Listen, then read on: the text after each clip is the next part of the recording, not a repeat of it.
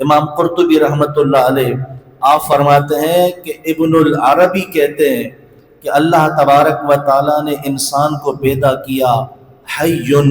زندہ ہے یہ، عالماً یہ جانتا بھی ہے، قادراً اسے قدرت بھی دی، مریداً اسے ارادہ کرنے کی صلاحیت بھی دی، متکلماً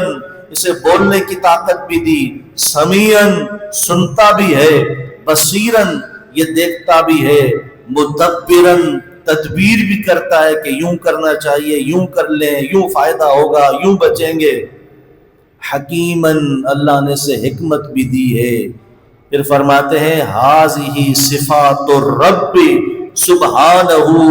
یہ ساری کی ساری صفات اللہ کی ہے جو اس نے اپنے بندے کو عطا فرمائی،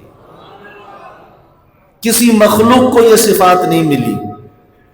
اے انسان، اللہ نے تجھے یہ صفات عطا فرمائی،